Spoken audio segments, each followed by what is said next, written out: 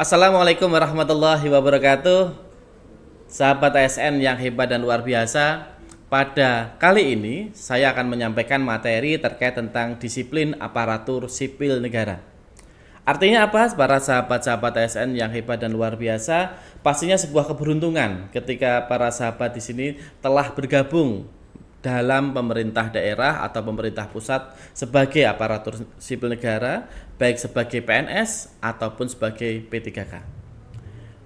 Pastinya kita menginginkan sebuah perjalanan karir yang mulus, bahkan yang semakin meningkat, baik meningkat secara karir, secara penghasilan, nanti terkait tentang tunjangan, ataupun terkait bagaimana nanti dia berkembang kompetensinya di pemerintah daerah ia bergabung. Namun jangan sampai nantinya bagi sahabat-sahabat ASN nanti akan terganjal terkait tentang permasalahan ini. Apa itu disiplin ASN? Pastinya kita tahu bahwa disiplin ASN itu nanti akan berdampak pada banyak hal. Salah satunya terkait tentang pangkat, salah satunya terkait tentang jabatan. Bisa jadi Anda memiliki jabatan tiba-tiba harus diturunkan atau bahkan dibebaskan menjadi seorang pejabat, atau sampai yang paling berat adalah pemberhentian sebagai seorang ASN, dan pastinya kita tidak menginginkan itu. Berkaitan dengan hal tersebut, makanya sebagai ASN baik PNS maupun P3K pastinya harus memahami terkait tentang aturan ini, aturan terkait tentang disiplin ASN. Dasar hukum terkait tentang disiplin ASN pastinya kita mengacu pada Undang-Undang Nomor 5 tahun 2014 tentang ASN, di mana kita ketahui ASN sekarang kita ada dua jenis, PNS dan P3K. Dan ada turunannya lagi di PP 11 tahun 2017 Jungto PP nomor 17 tahun 2020 tentang manajemen PNS. Dan yang lebih rigid lagi tentang disiplin PNS diatur di PP nomor 94 tahun 2021. Yang kita ketahui bahwa PP nomor 94 itu mengatur tentang disiplin PNS, belum mengatur tentang P3K. Namun ketika kita lihat di PP nomor 49 tahun 2018 tentang manajemen P3K, di sana diatur bahwa ada sebuah amanah di PP 49 tahun 2018 tersebut, bahwa di pasal 52 berdasarkan ketentuan disiplin yang diatur dalam peraturan pemerintah ini, PPK dalam hal ini kalau di daerah itu adalah wali kota atau bupati, itu wajib untuk menetapkan disiplin P3K. Disiplin P3K dimaksud ditetapkan berdasarkan karakteristik pada setiap instansi. Dan hal yang harus dipahami bahwa tata cara pengenaan sanksi disiplin bagi P3K dilaksanakan sesuai dengan ketentuan peraturan undang-undang yang mengatur mengenai disiplin pegawai negeri sipil. Sehingga kalau kita melihat di PP 49 ini, bahwa tiap PPK dalam hal ini bupati atau wali kota harus menetapkan disiplin P3K nanti dalam bentuk peraturan bupati atau peraturan wali kota, dan nantinya disesuaikan dengan karakteristik masing-masing instansi. Dan juga yang harus dipahami bahwa berkenaan tentang sanksi disiplin itu semuanya mengacu ke PP 94 tentang disiplin ASN. Makanya sekarang di tahun 2022 sudah terbit yang namanya Peraturan Wali Kota Surakarta nomor 42 tahun 2022 tentang disiplin pegawai ASN di lingkungan pemerintah Kota Surakarta. Sehingga P3K sekarang sudah diatur terkait tentang disiplin ASN melalui Peraturan Wali Kota ini. Oke, yang pertama saya ingin sampaikan, apa itu disiplin ASN? Disiplin ASN itu adalah kesanggupan ASN untuk menetapkan kewajiban dan menghindari larangan yang ditentukan dalam peraturan perundang-undangan. Nantinya dalam PP atau dalam perwali, di sana itu ada apa sih yang menjadi kewajiban ASN, ada di sana. Dan apa sih yang menjadi larangan ASN, ada di sana. Sehingga yang dimaksud dengan disiplin ASN itu adalah ASN bisa nggak menaati kewajiban sesuai yang diatur di PP, dan larangan-larangan apa aja yang diatur di peraturan perundang-undangan. Sehingga pelanggaran disiplin ASN itu setiap ucapan, setiap tulisan, atau perbuatan ketika ASN tersebut tidak menaati kewajiban atau melanggar larangan. Ada satu hal yang menarik, baik yang dilakukan di dalam maupun di luar jam kerja. Sehingga ASN tersebut terikat aturan disiplin 24 jam. Sehingga ketika ada seorang ASN mengatakan dia di luar jam kerja menggunakan baju bebas bukan baju dinas, wah saya itu terlepas dari disiplin ASN. Tidak bisa. Ketika dia melanggar aturan tentang larangan, tentang ketentuan kewajiban, baik di dalam maupun di luar jam kerja, tetap terikat tentang pelanggaran disiplin ASN. Baik. Tadi saya sampaikan, ucapan, tulisan, perbuatan. Sehingga hal yang cukup menarik adalah ketika ucapan, contohnya sekarang ada media sosial ya, tulisan gitu atau perbuatan, itu apabila Anda contohnya, apalagi sekarang mamanya di masa-masa kampanye gitu ya, Anda membuat tulisan, Anda membuat foto bareng, atau mungkin Anda melakukan like atau dukungan pada seseorang ketika itu memang menjadi larangan dalam hal netralitas, itu sahabat-sahabat ASN sudah mendapatkan pelanggaran disiplin ASN. Kenapa? Terkait ucapan, tulisan ataupun perbuatan, gitu ya.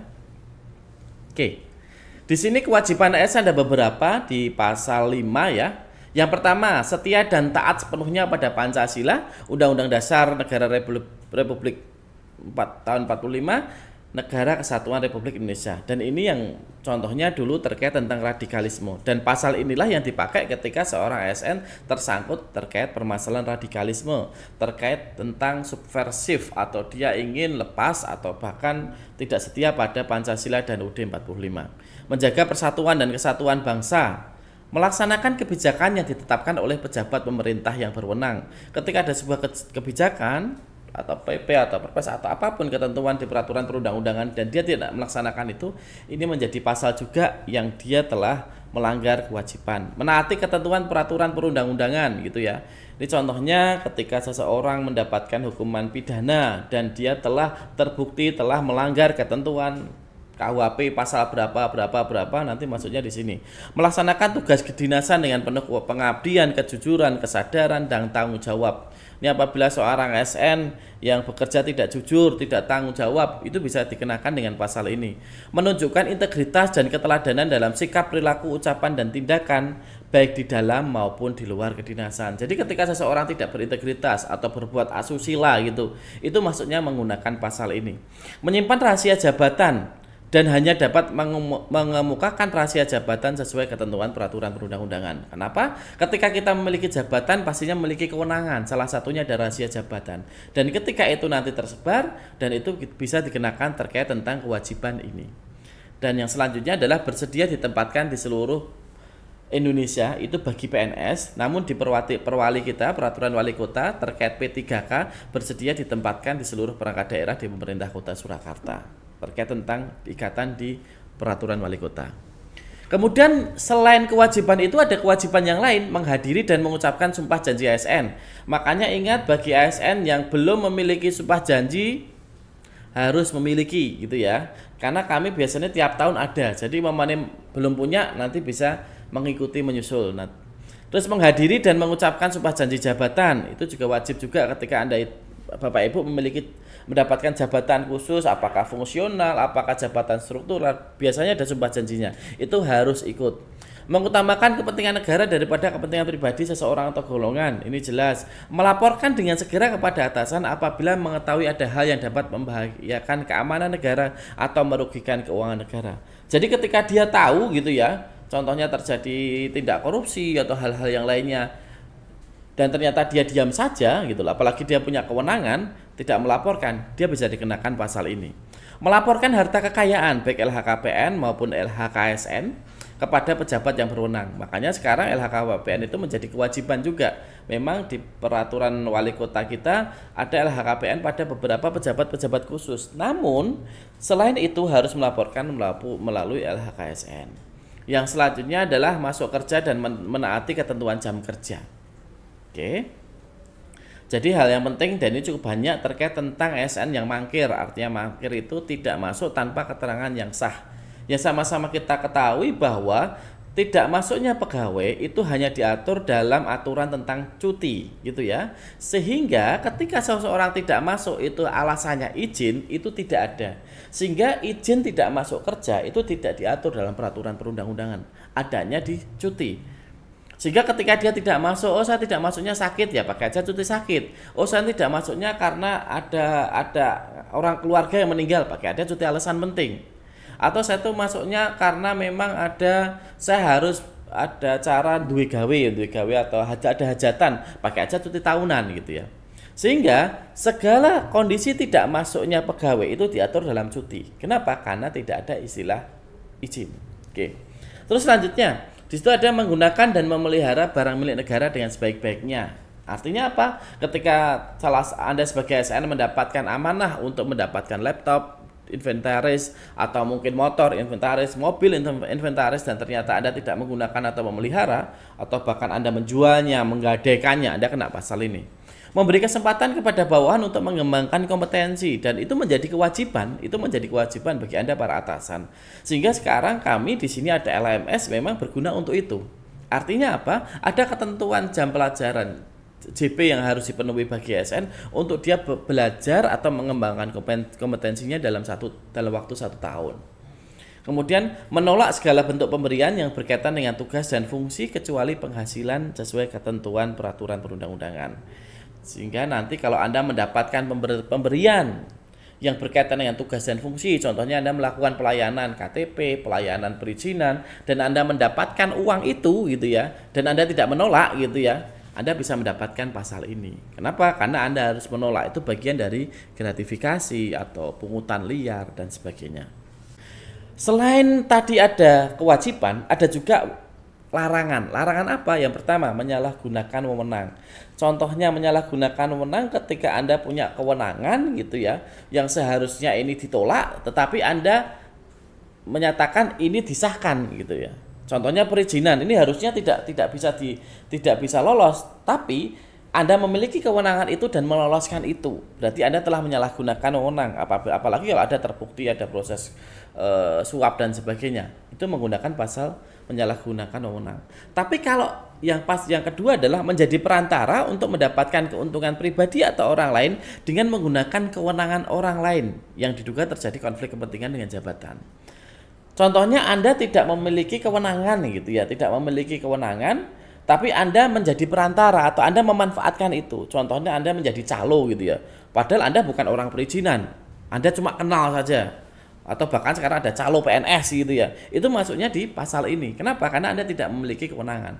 Namun sama-sama akan mendapatkan hukuman juga. Atau yang selanjutnya menjadi pegawai atau bekerja untuk negara lain. Hati-hati ini. Ketika Anda dapat penawaran bekerja jadi nyambi apalagi ya, yaitu mendapatkan hukuman juga. Bekerja pada lembaga atau organisasi internasional tanpa izin atau tanpa ditugaskan oleh pejabat pembina kepegawaian atau wali kota. Ini juga mendapatkan sanksi juga. Bekerja pada perusahaan asing, konsultan asing, LSM asing, kecuali ditugaskan oleh pejabat pembina kepegawaian. Karena mungkin Anda memiliki kompetensi yang luar biasa, Anda dikontrak sama LSM asing, konsultan asing. Dan ketika itu tidak ditugaskan oleh wali kota, ya Anda mendapatkan hukuman juga. Kemudian memiliki, menjual, membeli, menggadaikan, menyewakan, atau meminjamkan barang, baik bergerak atau tidak bergerak, dokumen atau surat berharga milik negara secara sah. Anda juga mendapatkan hukuman disiplin. Dan yang selanjutnya adalah melakukan pungutan di luar ketentuan.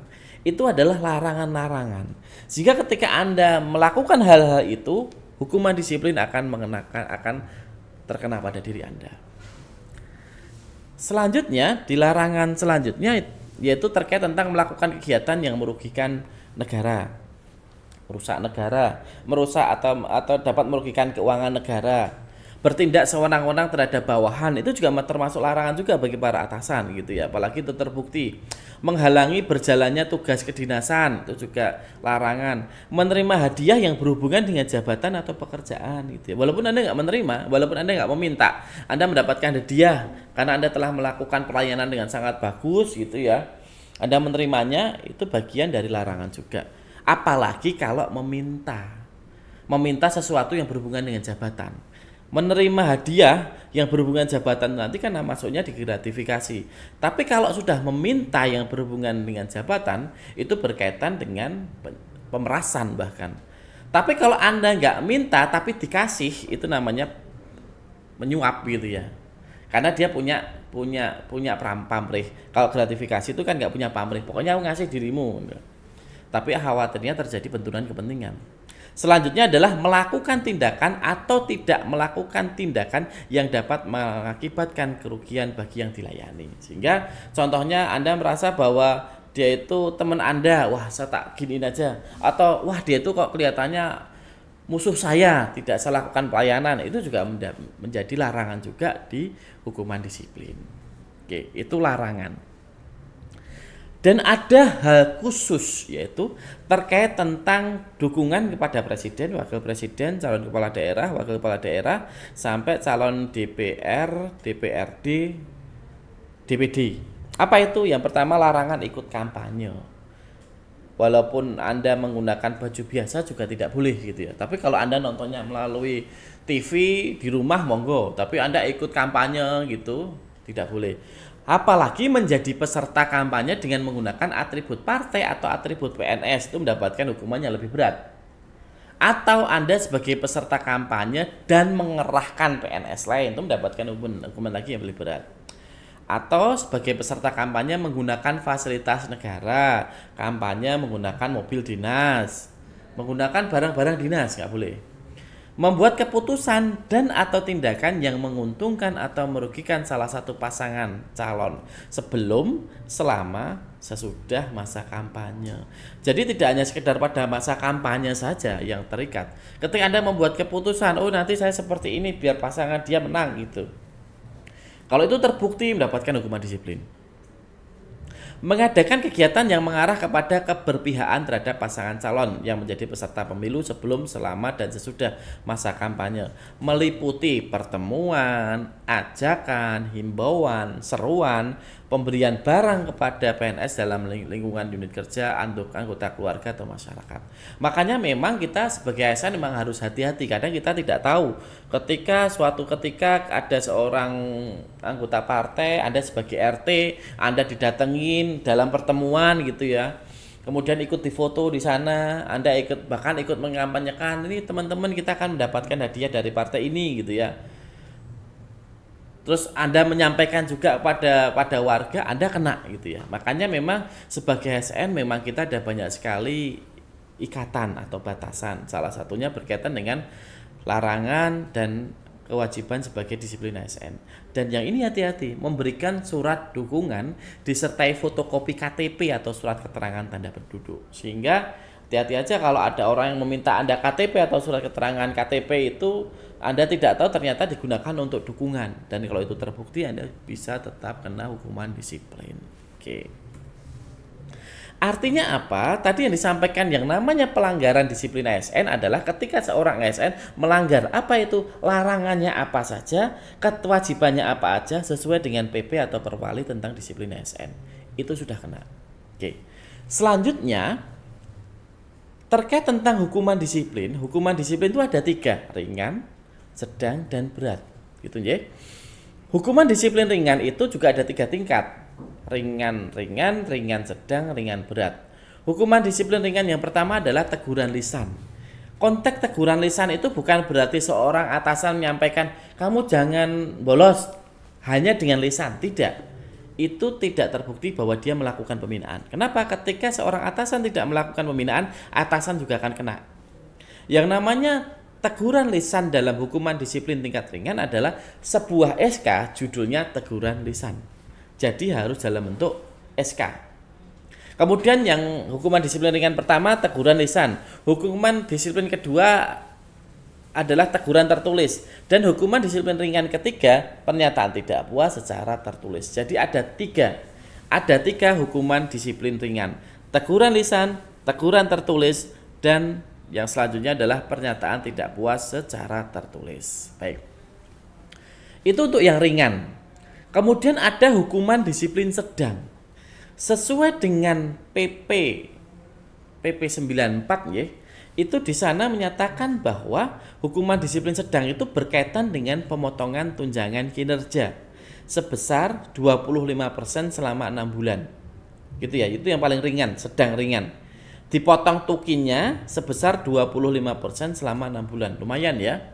Kemudian sedang yang kedua dipotong tukinya selama 25% selama 9 bulan. Kemudian sedang yang terberat adalah dipotong tukinya 25% selama 12 bulan. Oke ya. Sehingga hukuman disiplin sedang dalam PP 94 itu bukan lagi tentang KGB atau KP, tetapi berkaitan tentang tunjangan kinerjanya yang dipotong 25% selama 6 bulan, selama 9 bulan, atau selama 1 tahun. Tetapi terkait tentang hukuman disiplin sedang di PP 94 ini belum dapat diberlakukan. Kenapa? Karena akan muncul yang namanya PP tentang gaji dan tunjangan.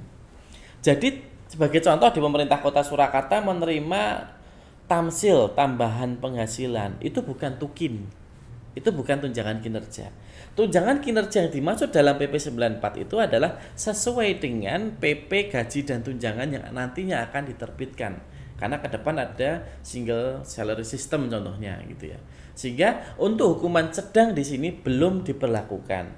Sehingga kita menggunakan ketentuan peralihan terkait tentang hukuman sedang itu menggunakan peraturan pemerintah sebelumnya di PP 53. Yang pertama, penundaan KGB untuk hukuman sedang pertama. Jadi harusnya Anda KGB tahun ini ditunda tahun depan. Hukuman sedang yang kedua, penundaan KP. Anda harusnya KP tahun ini diundur tahun depan. Atau hukuman sedang yang terberat adalah penurunan pangkat setingkat lebih rendah selama 1 tahun. Contohnya Anda 4A, Anda diturunkan menjadi 3D selama 1 tahun. Contohnya Anda 3C diturunkan menjadi 3B selama 1 tahun, dan seterusnya. Jadi itu untuk untuk hukuman sedang. Sekarang masuk ke hukuman berat. Hukuman disiplin berat dalam PP 94 ada 3. Yang pertama, penurunan jabatan setingkat lebih rendah selama 12 bulan. Kalau dulu di PP 53 terkait tentang pangkat, tapi di PP 94 terkait tentang jabatan. Penurunan jabatan di sini apabila dia seorang pejabat struktural, contohnya dia di eselon 3, akan diturunkan ke eselon 4 selama 1 tahun. Tapi kalau dia contohnya dia itu eselon 4, ya contohnya dan tidak ada eselon lebih bawah ya dia turun langsung menjadi pelaksana.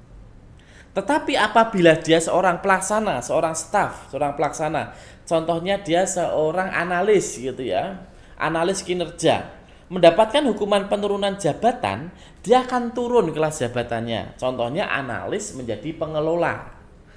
Yang turun adalah kelas jabatannya selama 1 tahun. Kemudian hukuman disiplin berat yang kedua adalah pembebasan dari jabatan menjadi jabatan pelaksana selama 12 bulan. Pembebasan dari jabatan itu contohnya apa? Anda jabat-jabat struktural. Pejabat struktural contohnya Anda di eselon 3. Ketika masuk di pembebasan jabatan, walaupun Anda eselon 3 tidak turun di eselon 4, tetapi langsung turun menjadi staf. Walaupun Anda eselon 2, ketika mendapatkan hukuman pembebasan jabatan, langsung turun menjadi staf. Itu untuk hukuman disiplin berat yang kedua. Bagaimana dengan jabatan fungsional? Terkait tentang jabatan fungsional, apabila dia mendapatkan penurunan jabatan ya. Contohnya dia menjadi muda menjadi pertama. Kalau ada terampil ya masuk ke terampil. Kalau ternyata tidak ada terampil, contohnya analis SDM aparatur yang paling rendah adalah pertama, ya dia turun menjadi pelaksana. Tapi kalau dia hukumannya adalah pembebasan jabatan, walaupun dia seorang jabatan fungsional madya gitu ya, kena hukuman pembebasan jabatan langsung jadi staf gitu ya. Pertanyaannya adalah bagaimana kalau dia seorang staf? Seorang staf dibebaskan dari jabatan apa?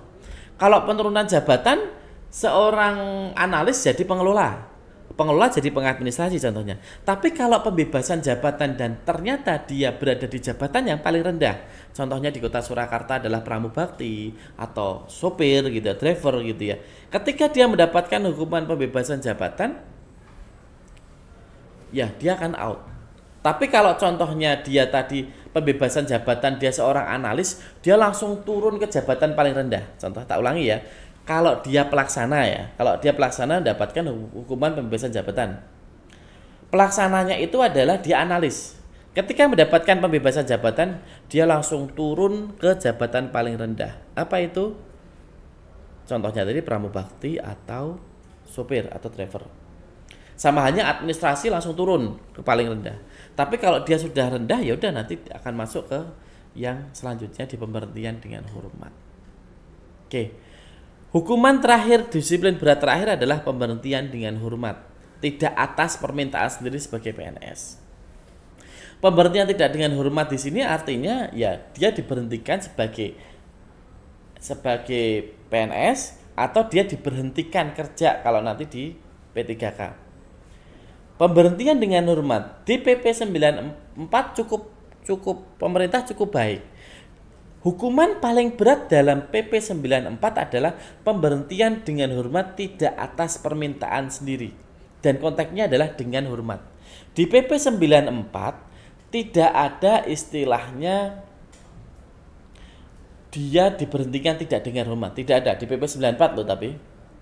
Sehingga ketika seorang ASN mendapatkan hukuman disiplin pemberhentian dengan hormat, ketika dia telah tercapai batas usia pensiun 50 tahun dan masa kerja minimal 20 tahun, dia bisa mendapatkan pensiun. Artinya, walaupun dia diberhentikan dengan hormat, dengan hukuman disiplin berat, dengan PP 94, dia masih mendapatkan pensiunnya. Ketika memenuhi batas usia pensiun minimal untuk pensiun dengan hormat itu ada 50 tahun dan 20 tahun masa kerja. Gitu ya. Itu untuk hukuman disiplin pada PNS. Itu diatur di PP 94 dan diatur di Perwali juga. Namun agak berbeda untuk hukuman disiplin pada P3K. Kenapa? Karena P3K tidak ada terkait tentang KGB, terkait tentang kenaikan pangkat. Itu pada saat Perwali dibuat, walaupun sekarang sudah ada ketentuan KGB ya. Tetapi di perwali kita memang ada perbedaan tentang hukuman disiplin pada P3K dibanding PNS.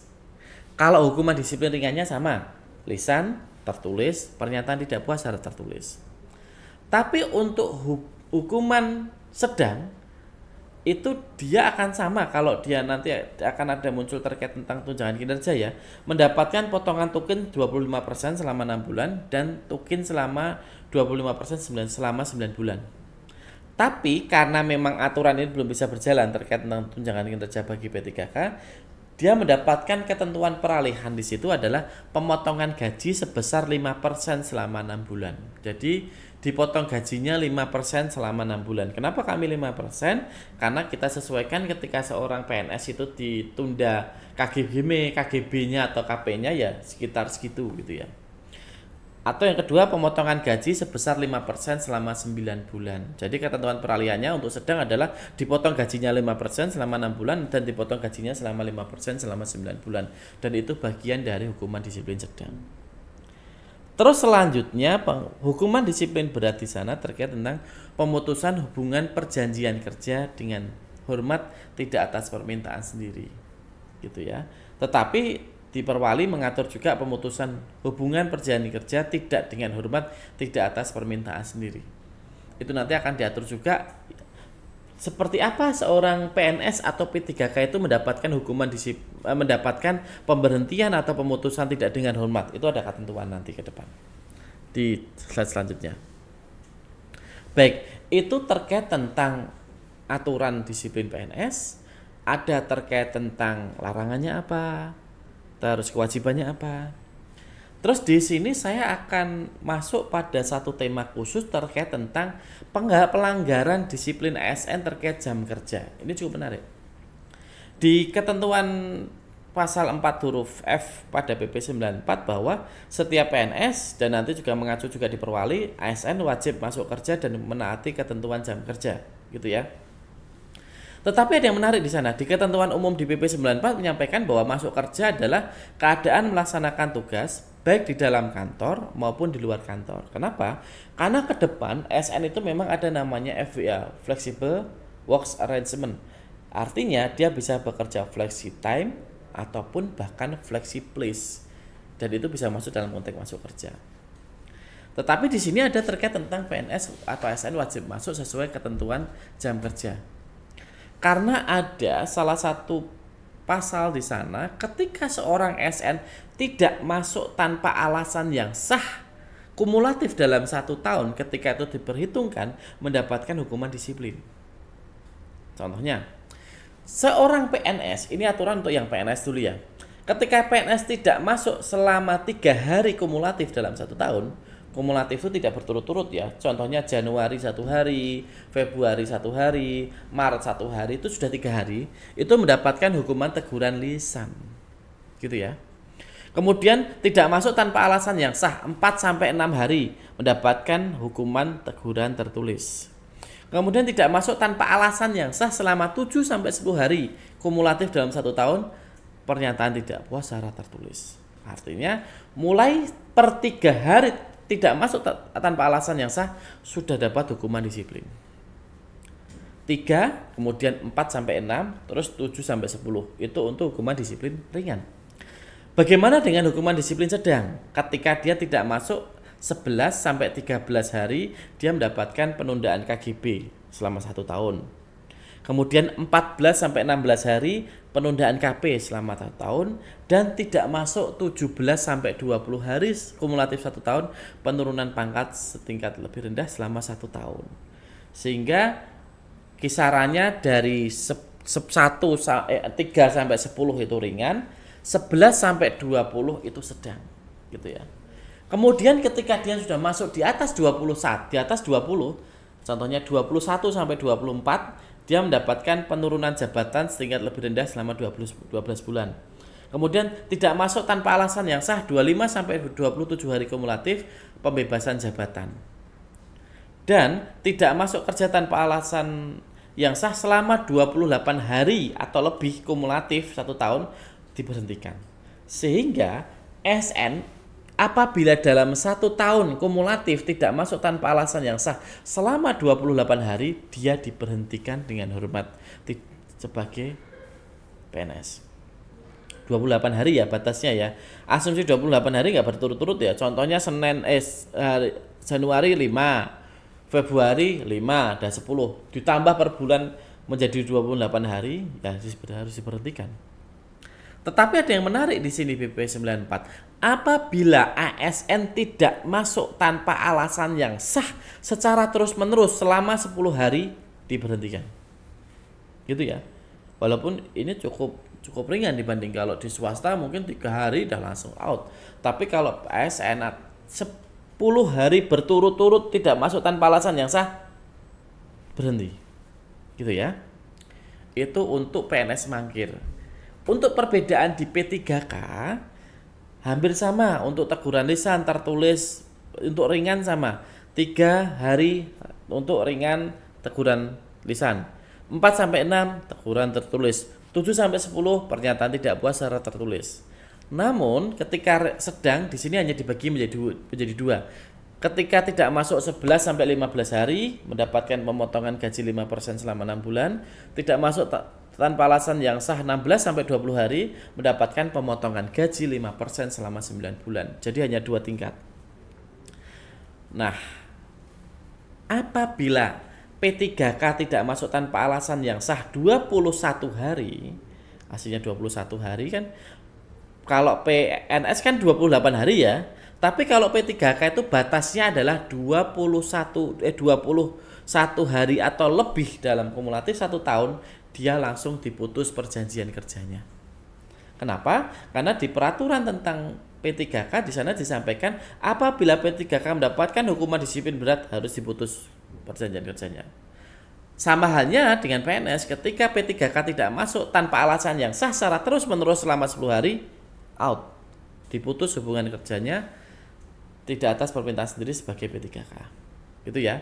Itu hukuman disiplin untuk khusus terkait tentang mangkir, ada ketentuannya. Jadi secara bertingkat. Tadi sudah kita sampaikan apa itu pelanggaran disiplin ASN. Tadi sudah kita sampaikan terkait tentang hukum kewajibannya apa aja, pelanggarannya apa aja, hukumannya apa saja, dan yang khusus terkait tentang mangkir atau tidak masuk tanpa alasan yang sah. Kita ketahui bahwa yang namanya PNS tidak masuk itu harus atas ketentuan cuti. Tidak ada istilah izin. Gitu ya. Kita akan masuk materi yang selanjutnya terkait tentang ketentuan ASN terkait tentang peraturan izin perkawinan dan perceraian.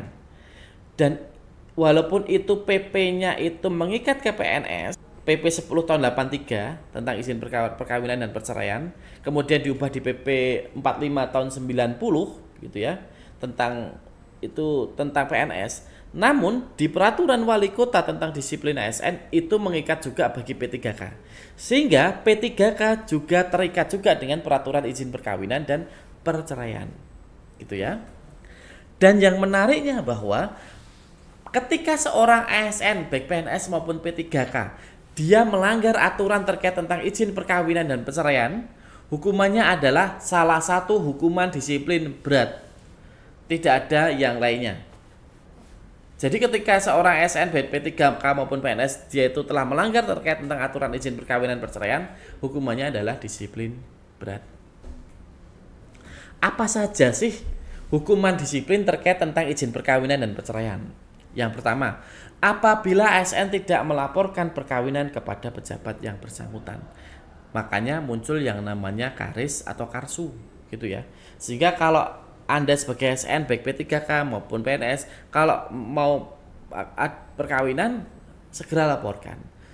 Dan segera daftarkan suami atau istri Anda sehingga memunculkan karis atau karsu. Gitu ya. Kenapa? Karena itu akan berdampak juga pada sekum PTK, tunjangan untuk suami atau istri atau nantinya ketika taspen nantinya. Gitu ya. Yang kedua, ASN melakukan perceraian tanpa izin atau tanpa surat keterangan. Ketika seorang ASN akan mengajukan perceraian harus ada surat izinnya dulu. Surat izinnya bisa dari kepala, kalau di perwali kita, kalau di aturan kita bisa dari BKD, bisa dari Sekda maupun dari peraturan wali kota. Kalau golongan 2 itu suratnya yang tanda tangan kepala BKD, golongan 3 itu di Sekda, kalau golongan 4 itu wali kota. Artinya ketika ASN mau melakukan perceraian harus ada izin dulu. Kenapa? Karena pastinya pengadilan agama juga akan menolak ketika tahu di KTP Anda seorang ASN. Dan kalau Anda tiba-tiba Anda melaporkan ini saya sudah cerai, ya Anda siap-siap aja mendapatkan hukuman disiplin. Namun bagaimana kalau saya tidak tahu apa-apa harus digugat untuk cerai? Tetap Anda melaporkan ketika Anda mendapatkan rilas atau surat panggilan dari pengadilan agama. Contohnya dari surat Anda tiba-tiba nggak tahu Anda sudah lama berpisah, ranjang pisah rumah dengan istri contohnya gitu ya. Terus tiba-tiba ada surat panggilan ke pengadilan agama untuk cerai gitu ya, Anda digugat, ya segera laporkan berdasarkan surat rilas tadi kepada atasan bahwa Anda telah melaporkan telah digugat cerai. Yang penting Anda sudah melaporkan. Nanti muncul namanya surat keterangan. Jadi kalau ada ya surat izin cerai itu apabila Anda menggugat, ASN menggugat, tapi kalau dia digugat munculnya surat keterangan. Oke. Jadi hukuman yang berat yang kedua ketika yang pertama tidak lapor ketika kawin, yang kedua tidak mendapatkan izin atau tidak mendapatkan surat keterangan ketika ASN cerai. Terus yang ketiga, ketika ASN tidak lapor perceraiannya dalam jangka waktu 1 bulan terhitung mulai terjadi cerai. Contohnya nih, Anda mengajukan cerai atau digugat cerai, Anda sudah dapat surat izin sama surat keterangan, terus pengadilan agama berjalan, terus muncul surat keputusan cerai dan Anda tidak segera lapor tentang cerainya Anda selama 1 bulan, Anda mendapatkan hukuman disiplin. Artinya ketika Anda sudah mendapatkan izin itu bukan berarti selesai urusan Anda, kan karena Anda akan berproses ke pengadilan agama. Kalau itu sampai muncul akta cerai atau muncul putusan cerai, Anda segera lapor. Itu ya poin yang ketiga. Jadi lapor ketika sudah terjadi cerai. Yang keempat adalah apabila ASN beristri lebih dari 1 tanpa izin pejabat yang berwenang. Artinya ASN boleh poligami. Ada syaratnya nanti saya sebutkan. Artinya ketika Anda sebagai ASN ternyata Anda punya istri 2, nggak bilang-bilang sama, nggak laporan dan sebagainya, ya dapat hukuman disiplin berat. Yang selanjutnya, ASN hidup bersama tanpa ikatan perkawinan yang sah. Contohnya kumpul kebo, atau Anda tinggal satu rumah dengan seorang pasangan yang dia bukan suami atau istri Anda gitu ya. Nggak boleh. Yang selanjutnya, pejabat tidak melakukan pemeriksaan terhadap ASN yang hidup bersama di luar ikatan perkawinan yang sah. Anda tahu bahwa dia itu kumpul kebo tapi atasan tidak lapor. Yang selanjutnya adalah ASN menolak pembagian gaji akibat perceraian. Artinya ASN itu kalau cerai, dia wajib, ASN pria wajib memberikan pembagian gajinya. Gitu ya. Kalau menolak ya dapat hukuman disiplin. Oke. Terus ada hal khusus di sini untuk khusus ASN wanita. ASN dilarang menjadi istri kedua, ketiga, keempat, dan selanjutnya. Sehingga ketika seorang ASN itu menjadi istri kedua atau istri ketiga dan seterusnya, ASN tersebut diberhentikan atau diputus kerja. Karena ASN tidak boleh menjadi istri kedua, ketiga, atau keempat. Tapi untuk ASN pria boleh poligami. Tapi ada syaratnya. Oke. Tadi disampaikan bahwa ketika ASN melanggarkan ketentuan ini, maka dia dijatuhi hukuman disiplin berat. Salah satu hukuman disiplin berat. Oke. Selanjutnya, saya ingin sampaikan bahwa terkait tentang perceraian ASN ya, bahwa setiap ASN wajib mendapatkan surat izin ataupun surat keterangan, gitu ya. Saya ingin disampaikan terkait tentang perceraian karena beberapa yang bertanya.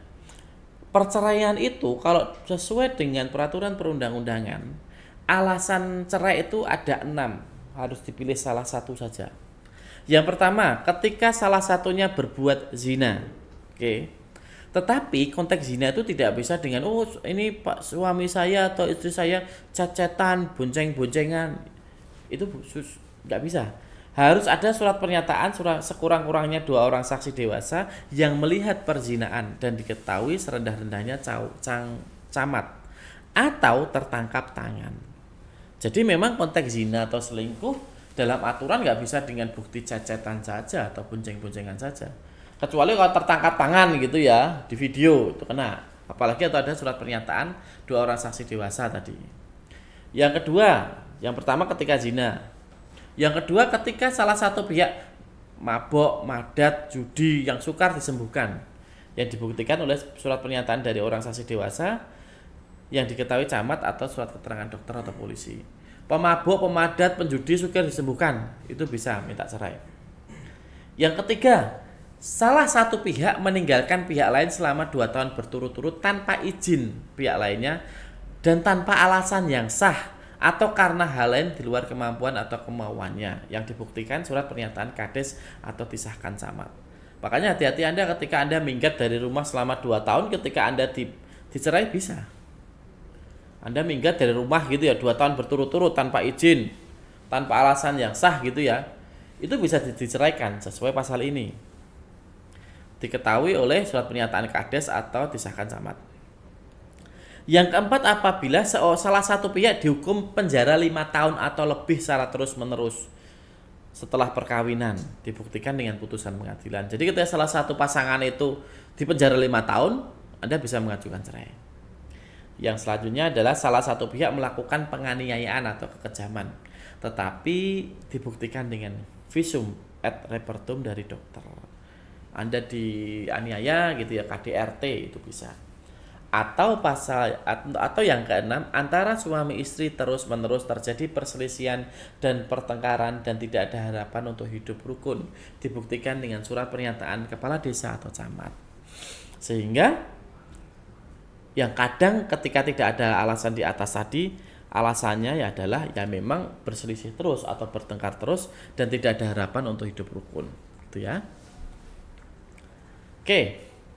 Untuk kewajiban pasca perceraian tadi disampaikan terkait tentang perceraian itu syaratnya seperti itu. Kenapa? Kenapa ini saya sampaikan? Ada terkait juga tentang pembagian gaji.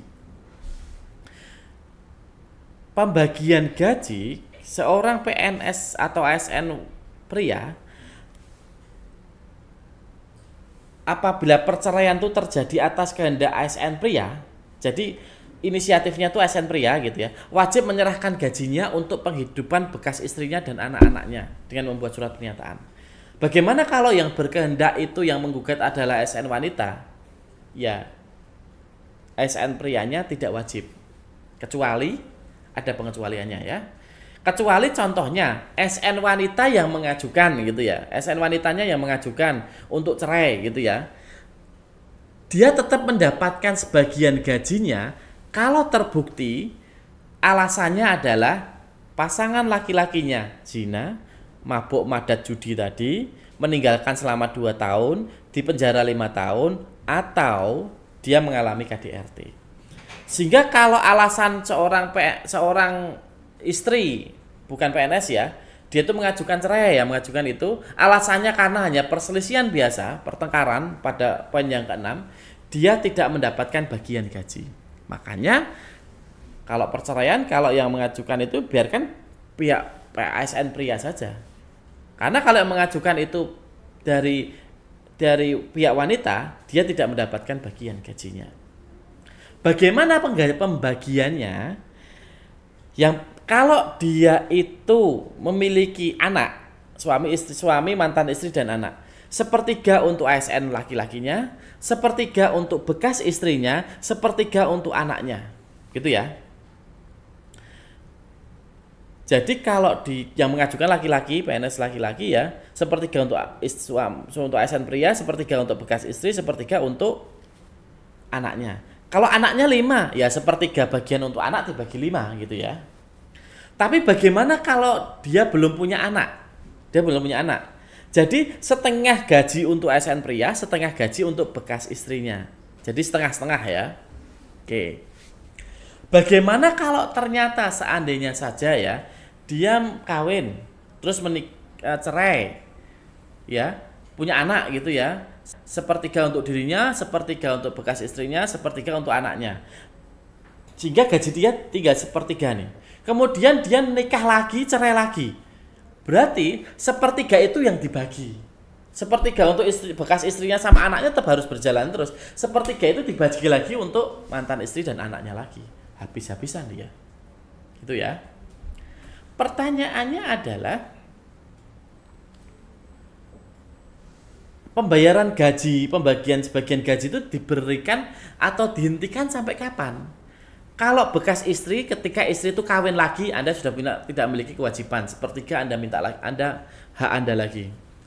Kalau untuk anak, telah berusia 21 tahun atau 25 tahun apabila anak tersebut masih sekolah atau telah atau pernah kawin atau telah punya penghasilan, gitu ya. Jadi anak sudah dewasa, dia bisa dilepas untuk sebagian gajinya. Tetapi disampaikan di sana, apabila perceraian atas kehendak bersama, maka pembagian gaji bisa menurut kesepakatan yang bersama. Jadi harus ada surat pernyataan. Oh, kita sepakat nih untuk cerai. Nanti kita pembagian gajinya, nanti kamu tak kasih berapa ya? 1 juta per bulan, monggo. Kalau itu atas kesepakatan bersama. Gitu ya. Terus tadi kalau contohnya itu anaknya ikut istri ya berarti 2/3 untuk istrinya gitu ya. Lewat istrinya maksudnya. Dan hal yang penting di sini adalah itu tidak ada istilahnya ASN pria nyetor itu enggak. Yang motong siapa? Bendaharawan gaji wajib menyerahkan secara langsung bagian gaji bekas istri dan anak-anaknya sebagai akibat perceraian tanpa menunggu lebih dahulu pengambilan gaji oleh ASN. Sehingga bukan ASN itu ngasih transfer enggak, yang motong siapa? Bendaharawan gaji. Makanya ASN kalau mau cerai hati-hati saja. Daripada nanti uang Anda habis gitu ya. Tetapi seorang ASN pria bisa tidak memberikan sebagian gajinya untuk bekas istri apabila istrinya terbukti 5 hal tadi. Zina atau mabuk madat judi, atau meninggalkan selama 2 tahun berturut-turut, atau dihukum penjara 5 tahun, atau melakukan kekejaman. Kalau istri melakukan itu, walaupun ASN pria yang mengajukan, dia tidak berkewajiban memberikan sebagian gaji. Clear ya? Sama halnya, walaupun yang mengajukan istrinya istrinya, dia tetap mendapatkan sebagian gaji kalau terbukti 5 tadi. Zina, mabuk, mada judi, meninggalkan 2 tahun berturut-turut, dihukum 5 tahun atau KDRT. Oke ya. Oke. Ya, terus nih cukup menarik nih. Apa syarat ASN poligami? Lah ini mungkin bagi teman-teman yang ingin tahu. ASN itu boleh poligami, tapi tidak boleh poligami dengan PNS. Ya kenapa? Karena PNS wanita tidak boleh menjadi istri kedua. Ya betul kan ya. Tapi ASN boleh beristri lebih dari seorang atau poligami. Itu ada 2 syarat. Syarat alternatif, yang kedua adalah syarat kumulatif. Syarat alternatif tuh PSN hanya boleh poligami. Ada 3 ketentuan. Yang pertama, 3 alternatif. Yang pertama, kalau istri tidak dapat menjalankan kewajiban sebagai istri, dalam arti menderita penyakit jasmani, rohani yang sukar disembuhkan, yang dibuktikan dengan surat keterangan dokter. Jadi dia tuh sakit-sakitan, baik jasmani maupun rohani gitu ya, atau kejiwaan gitu. Dan dia tidak menjalankan kewajiban sebagai istri. Boleh poligami. Itu syarat alternatifnya ya. Atau yang kedua, istri cacat badan atau penyakit lain yang tidak dapat disembuhkan. Itu juga boleh, alternatif yang kedua. Atau istri tidak dapat melahirkan keturunan setelah menikah 10 tahun, dibuktikan dengan surat keterangan dokter. Jadi salah satu ini saja boleh. Kalau istri Anda seger gitu ya, segar bugar, nggak sakit, nggak apa, punya anak banyak, ya nggak bisa untuk poligami. Gitu ya. Jadi 3 ini ya. Terus syarat kumulatifnya apa? Kalau syarat alternatif itu dipenuhi salah satu aja cukup. Tapi kalau syarat kumulatif harus dipenuhi ketiganya. Apa itu? Nah ini sulit juga. Anda punya salah satu alternatif, ternyata ada poin yang nggak bisa. Apa itu? Ada persetujuan tertulis yang dibuat secara ikhlas oleh istri ASN yang disahkan oleh atasan ASN. Jadi walaupun istri sakit-sakitan, nggak punya anak, tapi kalau istri nggak setuju poligami ya nggak bisa. Sama aja ya berarti ya. Mempunyai penghasilan yang cukup, dibuktikan dengan gajinya, tukinya cukup enggak untuk 2 istri gitu ya. Dan ada jaminan tertulis dari ASN bahwa suami berlaku adil terhadap istri dan anak-anaknya. Dia ada surat pernyataan. Oke. Ya itu pengetahuan ya. ASN boleh poligami tapi syaratnya angel gitu ya. Gitu ya. Terus kita sudah belajar yang kedua tentang hukuman disiplin terkait tentang peraturan izin perkawinan dan perceraian. Bagi ASN kalau terkena masalah PP aturan perkawinan dan perceraian, hukuman berat. Gitu ya. Oke. Sekarang poin yang ketiga tentang pejabat yang berwenang menghukum. Siapa sih yang berwenang menghukum gitu ya? Kalau itu di PPK atau kabupaten, pada prinsipnya adalah yang berwenang menghukum itu adalah berkaitan dengan tingkatannya. Ketika satu tingkat di bawahnya, dia berhak memberikan hukuman disiplin ringan. Kalau 2 tingkat di bawahnya, dia berhak memberikan hukuman disiplin sedang. Gitu ya. Sebagai contoh, dia seorang kabid administrator. Dia berhak memberi kewenangan untuk memberikan hukuman sedang untuk kasubitnya atau kasubagnya. Kalau dia kabid eselon 3.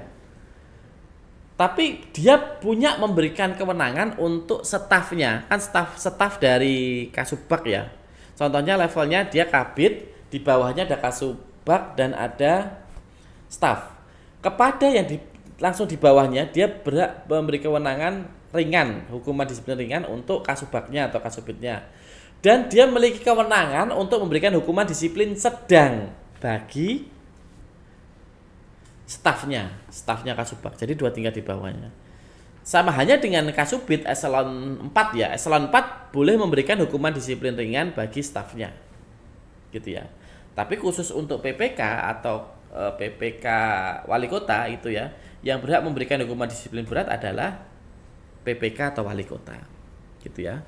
Jadi pada prinsipnya konteksnya ini struktural ya, bukan subkor ya, struktural. Jadi sekretaris atau kepala dinas berhak memberikan hukuman disiplin tingkat ringan kepada sekretaris contohnya ya, dan berhak memberikan hukuman tingkat sedang kepada di bawahnya sekretaris kasubag, gitu ya. Begitu pula selanjutnya. Oke.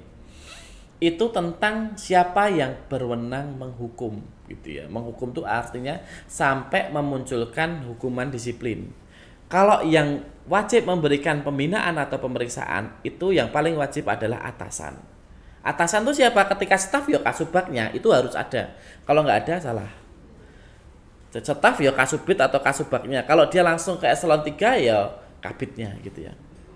Itu tentang siapa yang berwenang menghukum gitu ya.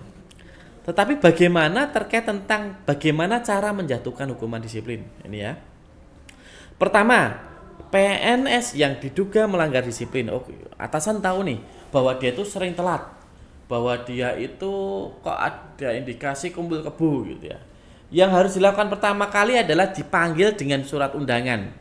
Panggilan pertama, silahkan datang, nanti urusan atau menghadap siapa atau panggilan terkait tentang dugaan pelanggaran disiplin. Panggilan pertama. Contohnya hari Senin gitu ya. Undangannya. Ada kemungkinan pertama dia hadir. Kalau dia hadir langsung dilakukan pemeriksaan, dituangkan dalam berita acara pemeriksaan. Gitu ya. Kalau dia hadir ya. Dia dipanggil, hadir di BAP pemeriksaan. Contohnya Anda tanya apakah benar Anda telah melakukan tidak masuk tanpa keterangan selama 3 hari pada tanggal ini. Jadi kita lihat apa alasannya, apa motifnya dan sebagainya. Tapi kalau pada panggilan pertama dia tidak hadir, maksimal 7 hari kita panggil yang kedua. Contohnya Senin kita panggil lagi hari Jumat, monggo. Panggilan yang kedua. Kalau dia hadir, dilakukan pemeriksaan dan dilakukan BAP. Gitu ya. Dilakukan BAP.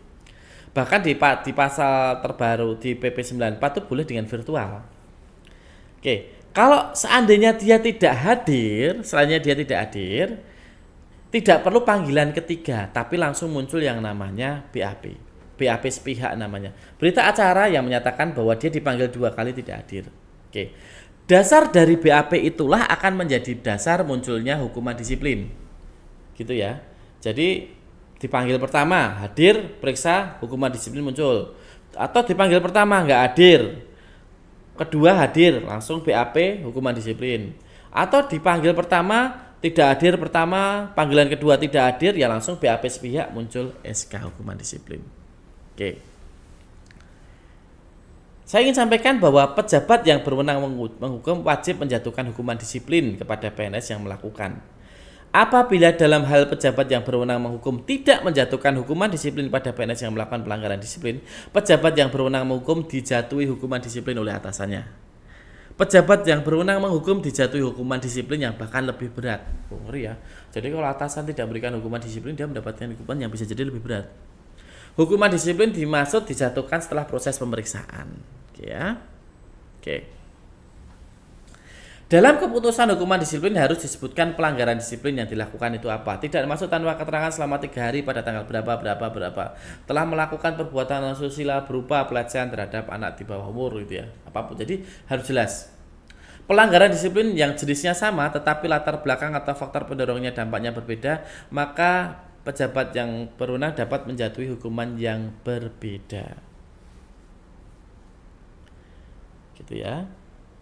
Pejabat yang berwenang tidak ada karena pejabatnya lowong, maka menjadi kewenangan pejabat yang lebih tinggi. Setiap penjatuhan hukuman disiplin harus ditetapkan dengan keputusan pejabat yang berwenang. Oke. Terus selanjutnya tujuan pemeriksaan itu apa sih? Tujuan pemeriksaan yang pertama, kita dalam pemeriksaan itu akan buktikan apakah itu benar atau tidak. Apakah benar Anda tidak masuk tanpa keterangan pada tanggal ini? Buktinya betul enggak? Yes, betul, clear.